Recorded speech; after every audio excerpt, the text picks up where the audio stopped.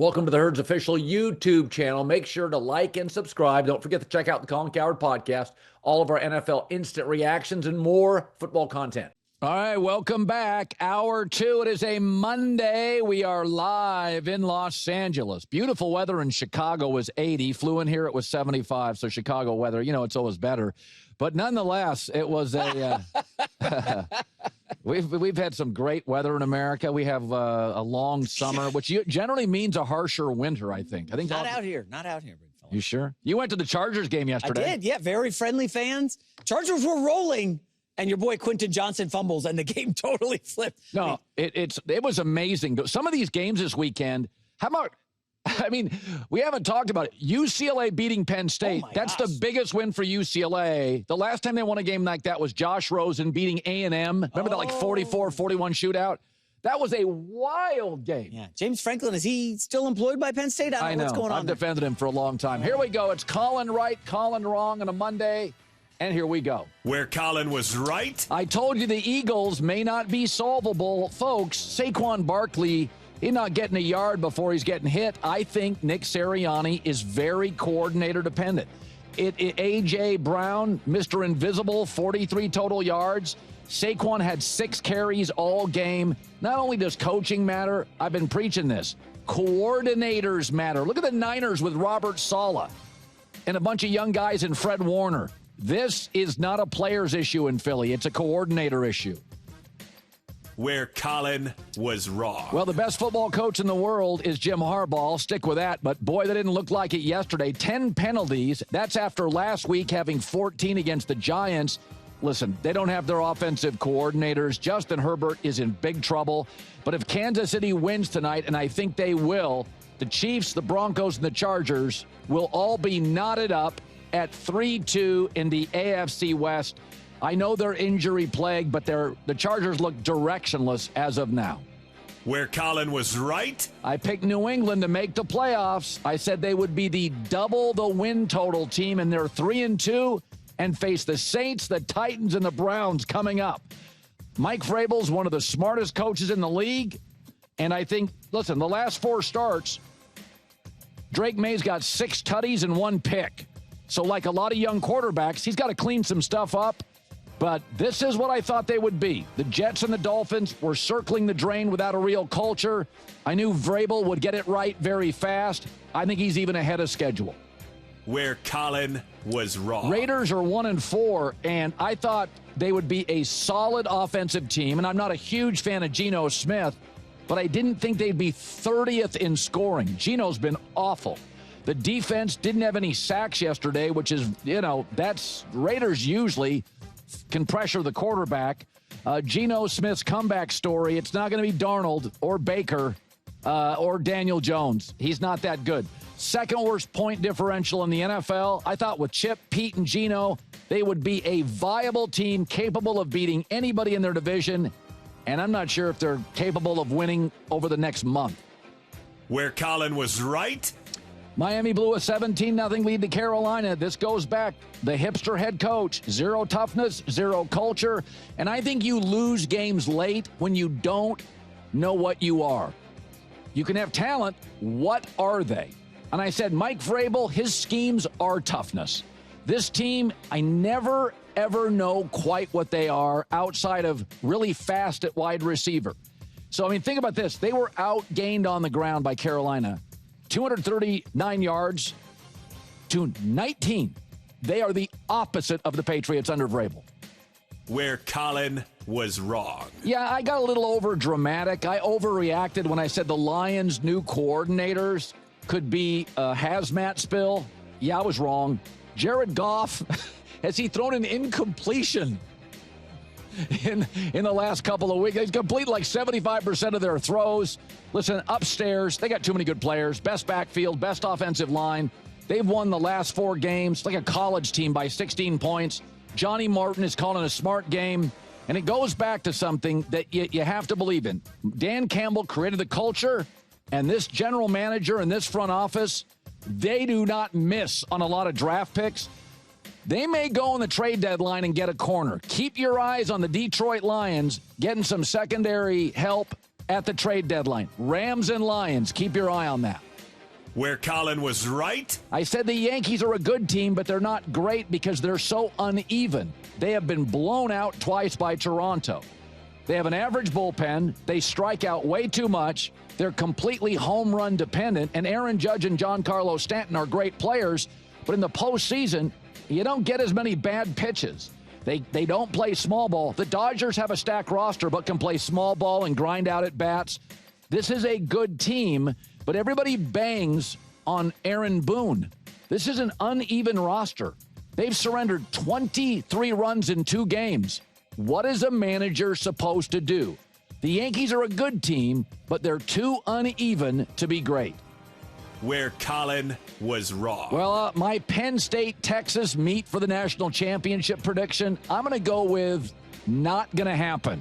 UCLA played a nearly flawless first 3 quarters, and Drew Aller and Arch Manning, that were very high-profile quarterbacks, Arch is really struggling, and Drew Aller, not a lot of juice. Nico Iamaleava, let's give him credit. We were all beaten up on that kid. UCLA's coaches, Jerry Neuheisel, leaned into his athletic ability.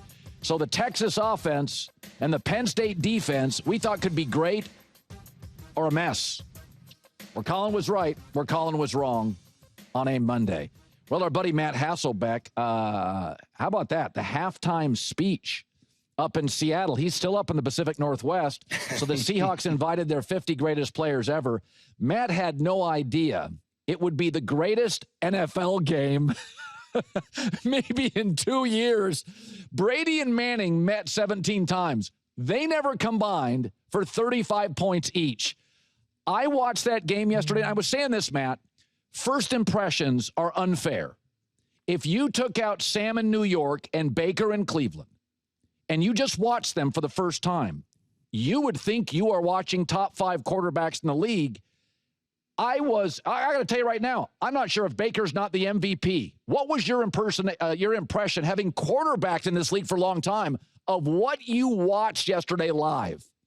Well, I think those experiences that both of those quarterbacks had early in their careers have hardened them and given them the grit and the determination and that, like, I don't give a rip factor that they have in these games. Big throws downfield, hostile environment, 2-minute drives, all that kind of stuff. I think Baker, his grit, this team has taken on his personality, and to do it without Mike Evans, without your starting running back, leaning on a rookie wide receiver the way he did, incredibly impressive. But I don't think Baker Mayfield would be who he is today had he not gone through the valleys and the disappointments that he went through early in his career. Yeah, there's a difference between playing with a chip on your shoulder and it disrupts your play. You're reckless. And then playing with a chip on your shoulder under control. And you get paid, you got some money, you're happily married, you have good teammates. You can still have that chip on your shoulder. It's like Michael Jordan always had the chip, but he didn't have to score 60. He could pass to Steve Kerr, but he still had a chip. And Sam's interesting because Sam had a reckless and accuracy issue. I didn't know if you could clean that up. I watch Sam Darnold, and I see somebody who's coachable and has put the time in. Did you ever think, Baker always threw a good ball. Did you ever think Darnold would be this accurate, this consistently as a player? That was never my concern with Sam Darnold. My concern with Sam Darnold coming out of college is his eyes were never really in the right place. But that's a young player. He was very young. He was one of the youngest guys in his class. I think when he was in the league for like 2 or 3 years, he was younger than some of the quarterbacks coming out in the draft after him. Yeah. And so those are fixable things. I think the athleticism has always been there. That's not the factor. It's these other things. Whether it's focus, like you talk about that intensity with Baker. Baker has this great ability of like almost getting into it with the D lineman, like in their face, they're jawing, and then like the 40-second clock starts, and then by second 25 on the clock, he flips the switch, and he's like a golfer approaching his next sand wedge shot. He's got this great focus right after John and competing and all that kind of stuff. And that's sometimes a hard thing to balance. And I think, a guy like Sam Darnold, he's so good, so talented, having an incredible year, but just having that ability to maybe like slow things down in the biggest moments, that's where he'll take his game to the very, very next level. So I watched Philadelphia, and my take is you can watch Robert Saleh, what he has done to the Niners defense with Fred Warner. They lose Bosa. They lose Hufanga. They lose Greenlaw. Defense is great. And you're like, wow, how? Robert Saleh. Is that not only do coaches matter, coordinators matter. And I think Sirianni's always been coordinator dependent. That's not a criticism. It's a reality. Most head coaches aren't Shanahan with schemes. They're not. And I watched Philadelphia. What really bothered me, 45 yards rushing. I mean, they only had a handful of carries in the second half. I'll ask you, what is Philadelphia's offensive identity today? I have no idea. That's the thing. They know what it is, and they got to stick to it. They got to stay off Twitter, stay off talk radio, those kinds of things. I think Saquon had like 6 carries. I think as a team, they maybe had 11. And really, like Sean Payton and the Broncos deserve a lot of credit here also. But I just think that Philly needs to just be proud of who they are. Like, I think, sometimes you're trying to feed disgruntled players just a little bit. You're trying to keep everybody happy. Listen, when you have success and you win, there's enough credit to go around. There's enough football to go around. I think Saquon, I appreciate how they're getting involved in the passing game, but you're giving the defense too much credit if you just say, oh, they're going to, quote unquote, stack the box against Saquon. Make them prove that they can stop the run. That would be my advice to Philly. Make every team you play prove that they are as physical as they are lining up to be with guys in the box. And they're talented. Listen, they're talented in the passing game. I just don't think you need to force it. If you're a great receiver and you're a great tight end, the ball will find you. Just stick to who you are, Philly. You're the best team in football last year for a reason. Don't forget it. And don't buy into the hype on the outside noise. There are moments in any young quarterback's life, in any young team's life, that you could look back on your career, Matt, and go, okay, I remember. We were playing the Lions. We trailed in the 4th. I came back and won it. I looked at that win for Drake May. He may not even remember it in 10 years. But I didn't think it would happen this quick. I thought they'd make the playoffs, and I thought he'd be good.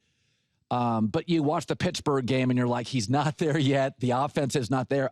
I thought that win was not about Buffalo. Buffalo fumbled the ball. I thought it was about Drake May and Mike Vrabel, like, okay, this is plant a flag. Buffalo doesn't lose at home. I wonder if they're ahead of their schedule. What was your thoughts? Yeah, they're ahead of their schedule. I think an X factor for me, though, was Stephon Diggs. Stephon Diggs has come in. The New England media have been tough on him. Like, where are his targets? Where's his yards? He doesn't show up. He's getting outplayed by other receivers.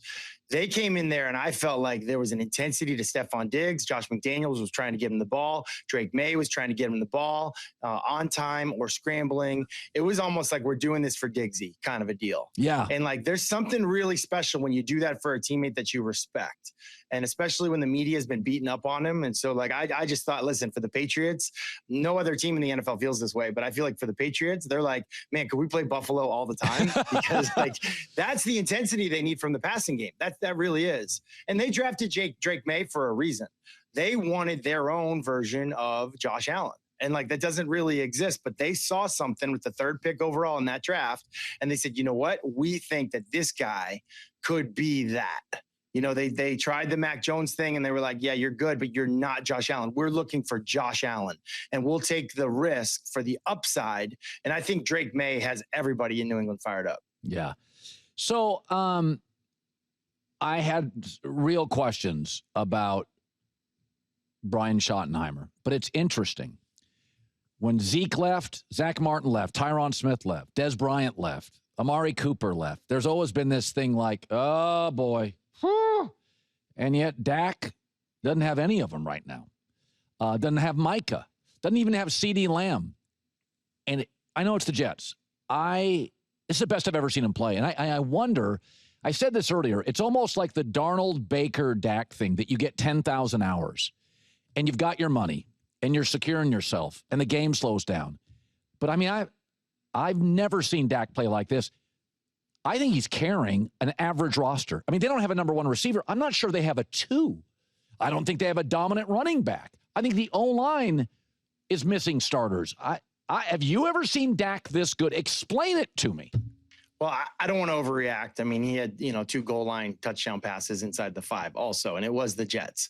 And when your defense is as bad as theirs is, sometimes your passing numbers feel a little bit better. However, this is absolutely the best that I've seen Dak Prescott look, the best I've seen him play.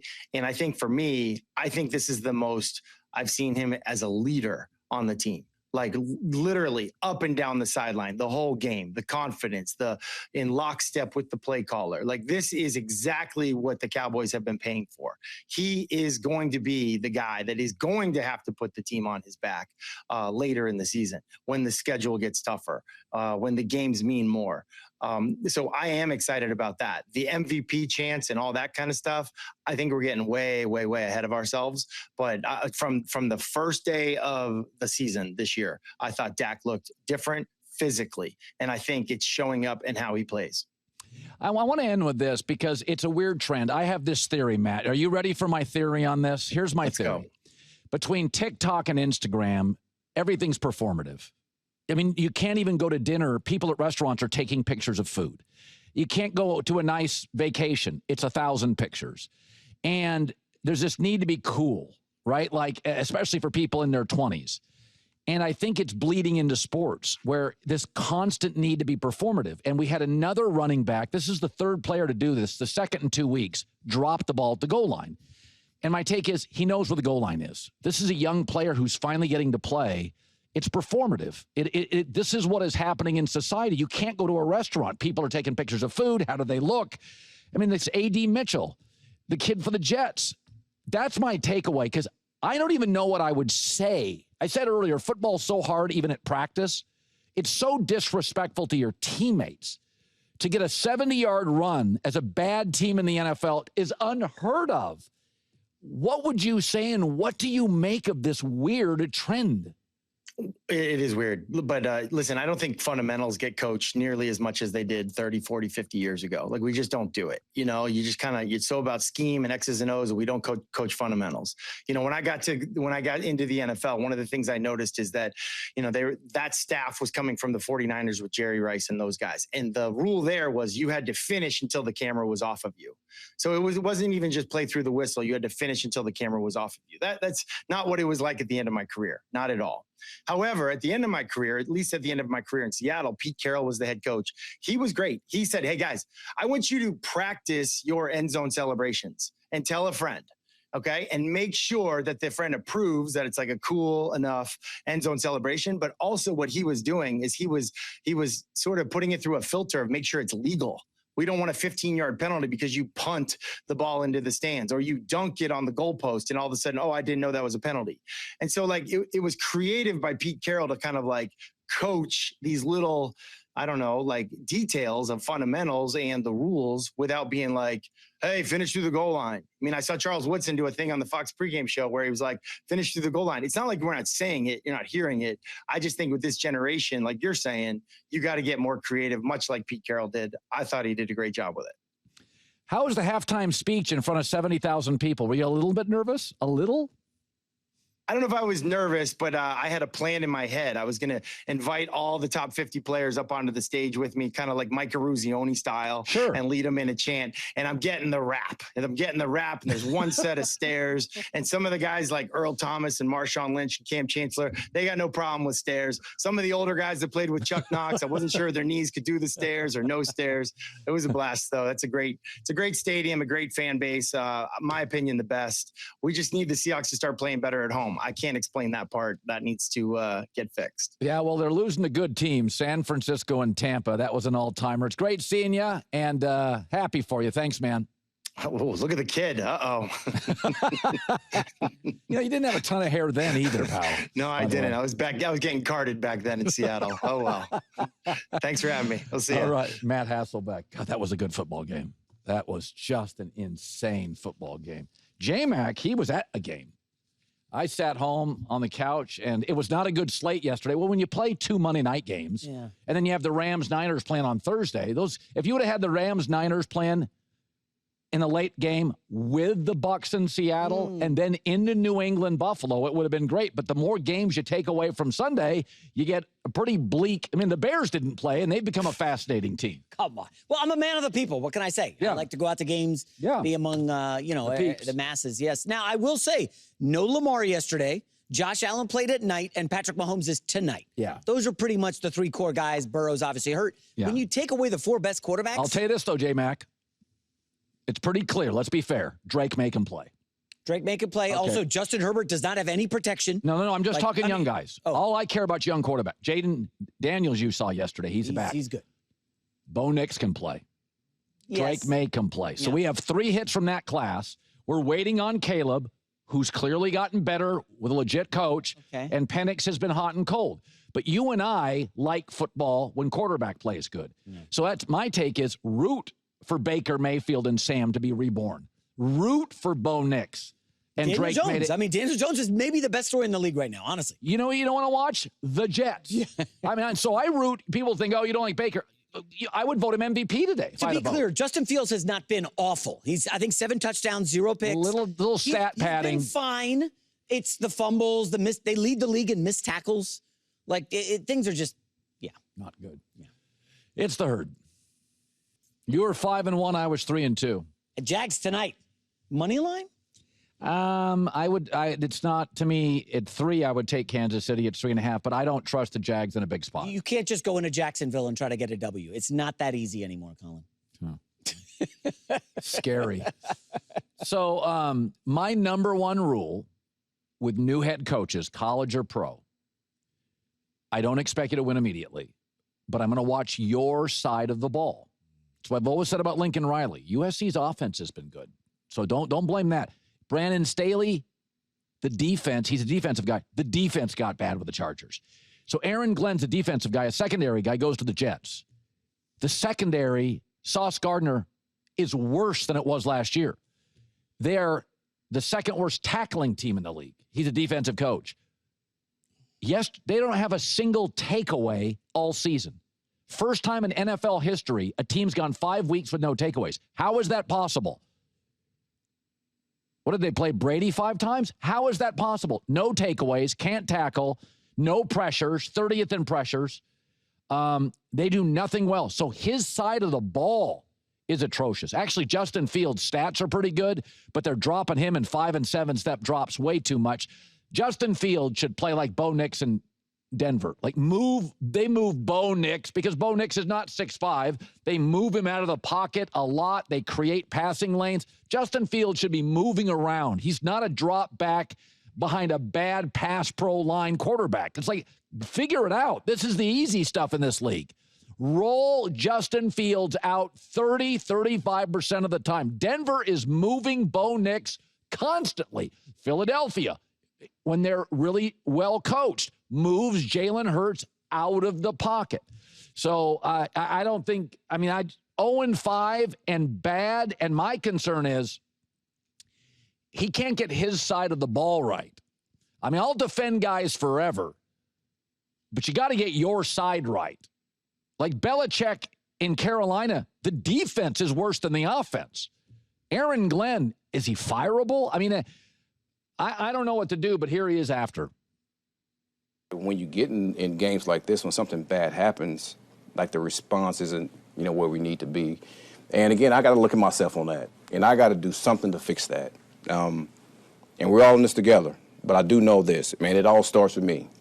I do know that. So we got to fix it. We got to fix it. The other thing is I talk about a lot to judge a coach. In the rebuild, what does your side of the ball look like? Awful. Secondly, what happened to the place you left? The Lions' defense is better. It's better.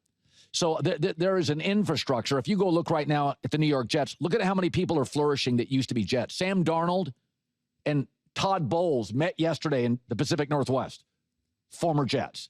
So, Adam Gase was bad, period. Todd Bowles was good in a bad organization. So, like Robert Saleh is flourishing in San Francisco. Sam Darnold's flourishing. Todd Bowles is flourishing. Devontae Adams is getting open. So a lot of this is, I think Sauce Gardner is a better player than he's playing right now for the Jets. Now, I think he's a guy that needs liberal officiating because he is a grabby player. He's not a burner. He's not Deion Sanders. He's a grabby guy. He's long and grabby, doesn't want to defend the run. But he's gotten worse. So I think you're looking at, and again, I don't know what you do. The Jets have a tendency to hire, instead of spending big money. The Chargers for years couldn't get coach right. When did they? They went and bought in Jim Harbaugh.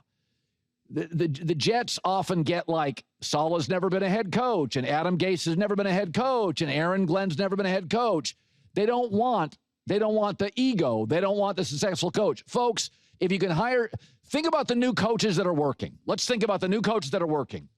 Harbaugh, Vrabel, and Sean Payton. Andy Reid worked. By and large, find a guy that's in his coaching prime. That means he's not in his 60s. Try to find somebody in their usually 40s to 58 in their coaching prime with a lot of energy that has been successful in previous stops. Like Vrabel some of these predictions are easy. Vrabel was going to work in New England.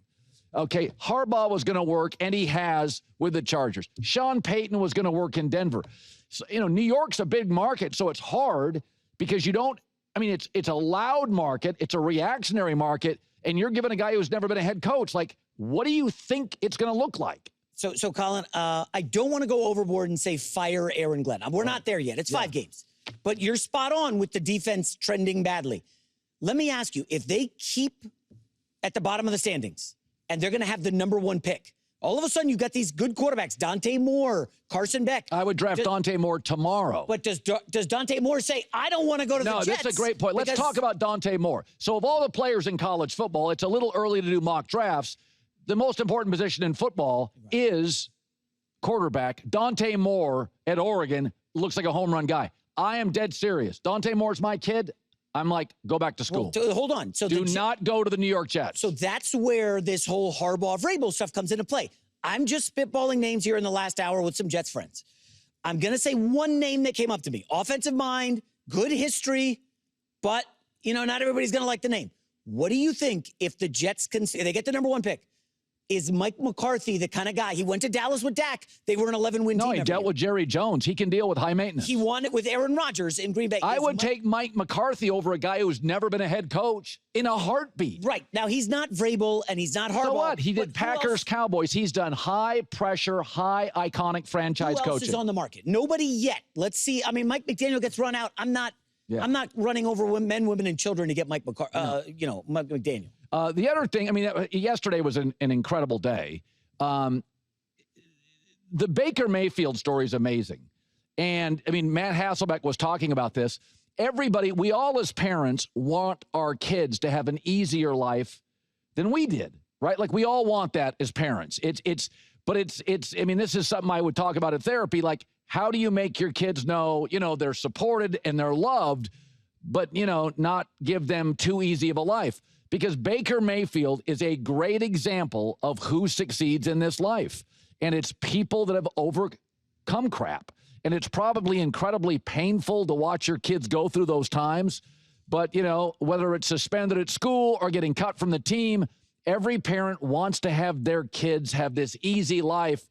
And I used to tell, when I would go talk to college classes, I'm like, don't go to Fox or ESPN. Go to a crappy local market in Midland, Texas, and you have to edit your own tape, and you don't make any money, and your car runs out of gas, and you live in a part of town that you don't always feel great about. That's how you build character. And when I watch Baker Mayfield, those Cleveland years and Freddie Kitchen and bouncing around and going to Los Angeles with 1 day of practice, there's nothing wrong with having a chip on your shoulder. Michael Jordan had it until the last day, but as long as it's a functional chip on the shoulder. Right now, Baker, all those hard times and all those doubters and walking on in college, he's really smartly using that chip on the shoulder, but it's not defining him. Like, he's ticked off. He wants to get in your face. He wants to trash talk more than I love. But that's the difference. Baker came into this league, and because Cleveland wouldn't support him, and he was battling Hugh Jackson and his ego, and he was battling John Dorsey, and he was just dealing with a lot of nonsense. You put him in functional Tampa, Todd Bowles, no ego, lets him run the offense. Jason Light, great GM. The family is not hovering over the franchise. I've always said, Tampa always had players, but until Brady and Baker, they just couldn't get the quarterback right. They've always had good players. I covered them 30 years ago. We always had players.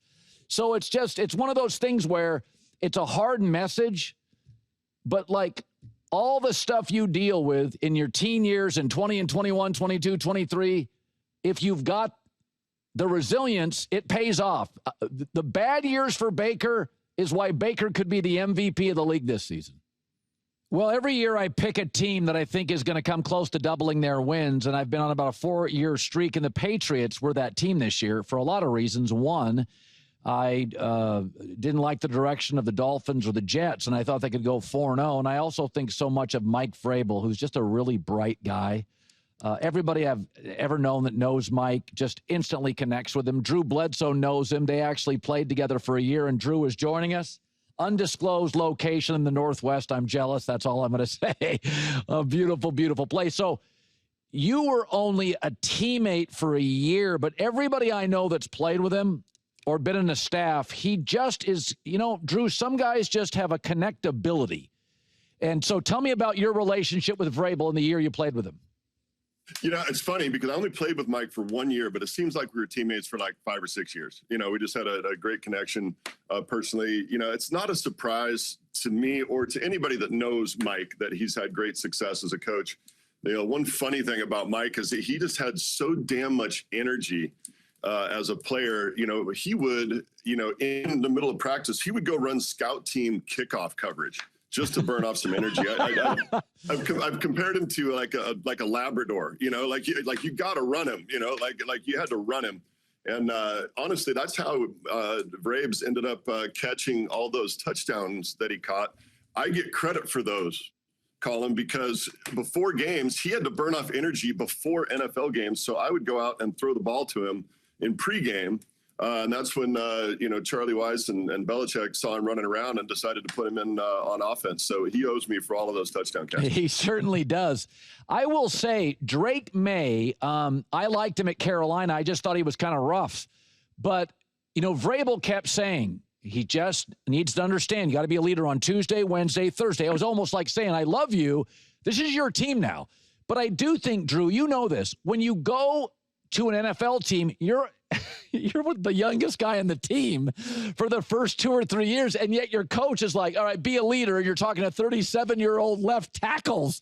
Give me a little of your experience in Drake May when you are a young guy looking older players in the face and like, hey, I need you to do this, this, and this.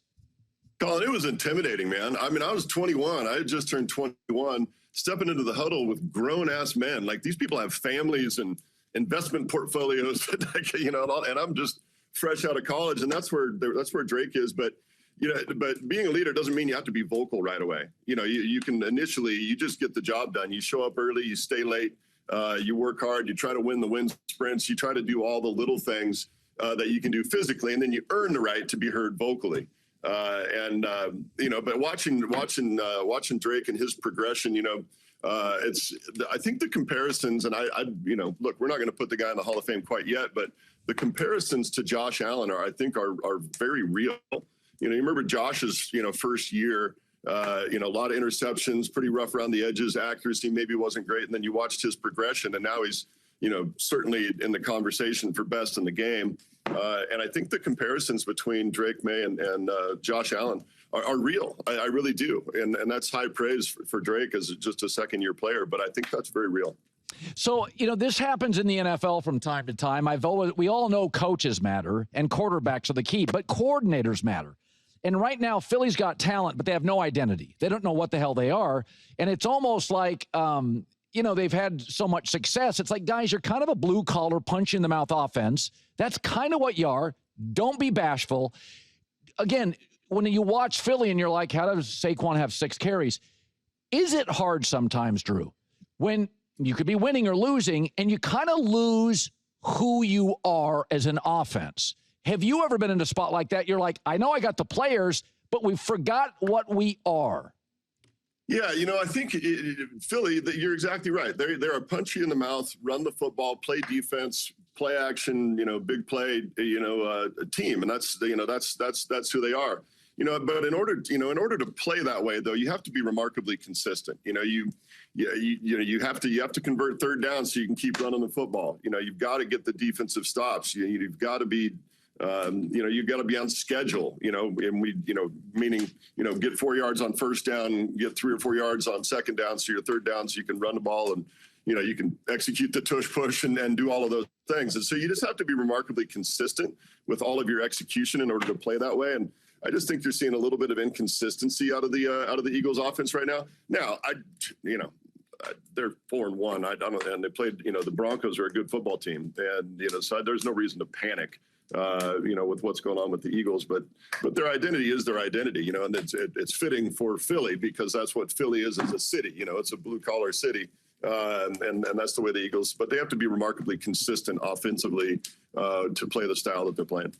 So you were the rare, like Peyton Manning. You're a 5-star high school kid. You're a great college guy. You're a top draft pick. So you didn't, like Baker Mayfield, had to walk on. And a lot of these guys transfer. You didn't have that nasty chip on the shoulder. You may have had it from how you were treated by somebody else, but you came in like you're the guy. You're going to get paid.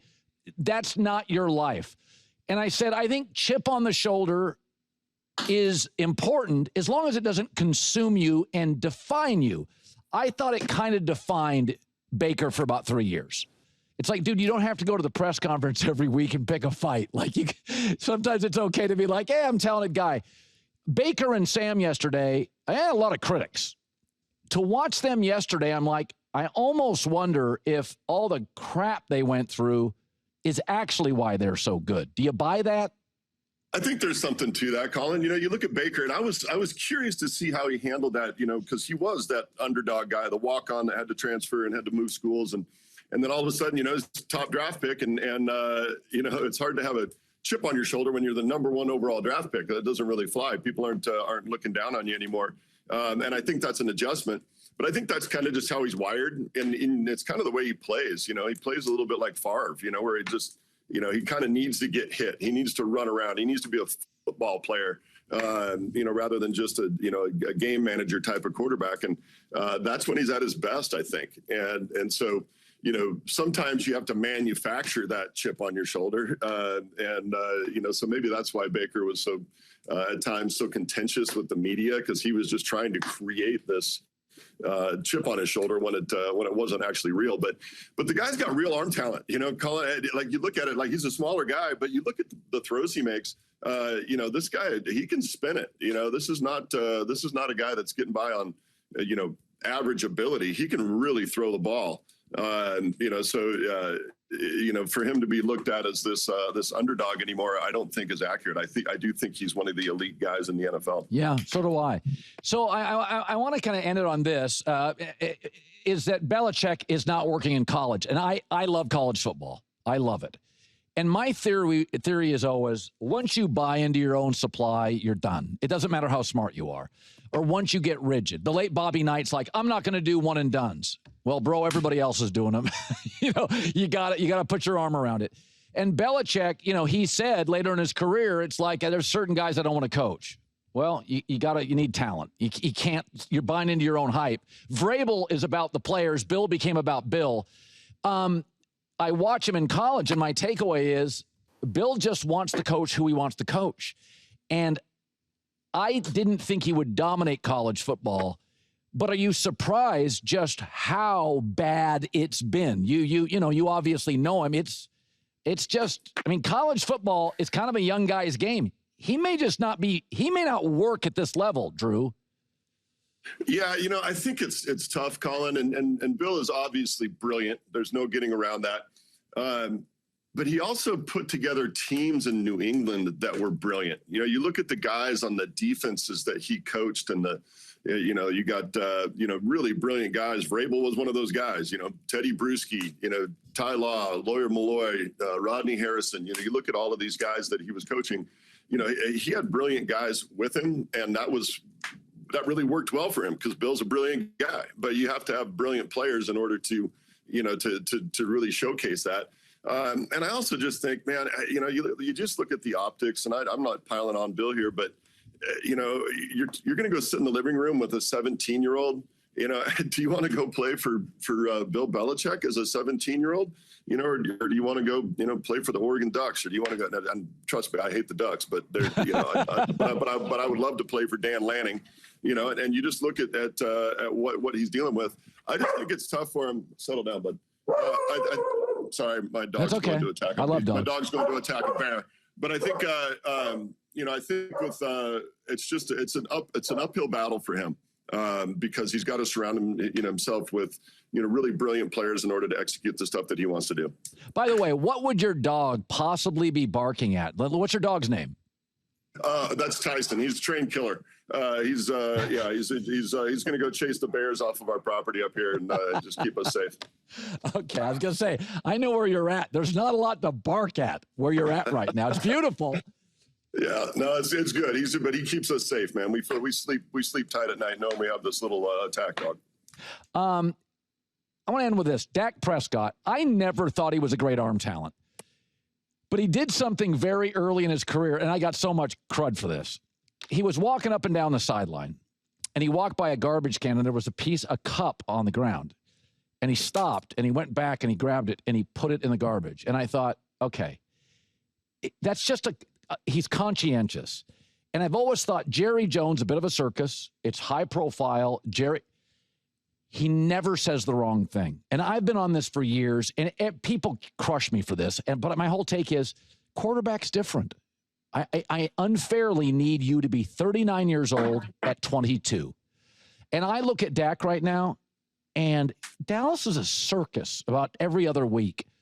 I don't know. Is he MVP? I'm always blown away by his maybe EQ or maturity. How do you view Dak?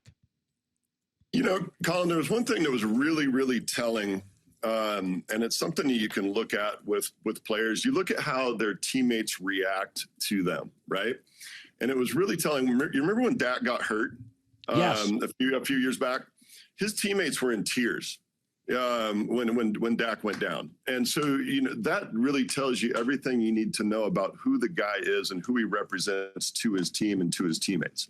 They were literally, guys were crying when Dak got hurt. And he's a great leader for that team. He's a great stabilizer for that team. He was a grown-up coming in. When you say you want a 39-year-old when you're 21 or 22 years old, that's who he was coming into the league. He showed maturity beyond his years. And to be able to be that person underneath that circus tent that the Cowboys tend to be, where all the eyes are on you, whether people love you or hate you, they care. It's like pitching for the Yankees. People either love you or hate you. And Dak has been able to take all of that and be a true stabilizing force for that team. And to see what he did yesterday, one of the most important things that I always look at with teams is how healthy is their offensive line. With three starting offensive linemen down yesterday, I really felt like they were going to struggle, and Dak came out and just lit them up. Just absolutely lit them up. Yeah, so did I. I thought the Jets would be competitive. I just blown away by what I'm seeing. I love these stories of these quarterbacks. They get 10,000 hours. It's Baker, it's Darnold. Hell, even Carson Wentz yesterday. These guys get banged around and criticized and demoted, and Dak has gone through a lot in Dallas. He's an easy guy to root for. Drew Bledsoe, Double Back Winery, how was your year? We're almost done with harvest. It looks like another great harvest up in Walla Walla. So we've got an amazing team. When you talk about teams and cultures and all of that, we've got a championship level team at the winery. These are our team there, but right now they're at the end of harvest, so they're all really tired and really grumpy. So I try to take care of them, pump them up a little bit because they're working 18-hour, 20-hour days right now. So it's a little prickly, but man, they just continue to make amazing wine for us, and we're having a lot of fun with it. Double Back. Look it up. The Double Back Winery in Walla Walla, Washington. I don't think as many hosts. I know where that's at exactly. Exactly. I can find Not many people do. It's the end of the road, but it's a beautiful little town, and we grow great wine grapes up there. It's and it's my hometown. I grew up there, so it's fun to be back there running a cool business back in my hometown. And at the end of the day, we get to drink some great wine and pretend like that's our job, which is really fun. You don't age, my man. You look great. Thanks for coming on. Likewise, Colin. Always good to catch up with you, buddy. The great Drew Bledsoe, 4-time Pro Bowler, number one pick. I can't tell you where he's at, but I Google mapped it. You know what? He has good taste in where to hang out. Very good taste. So he must be in Chicago then. Well, that's a beautiful city. His is a little more northwest, lake centric. He picks good spots.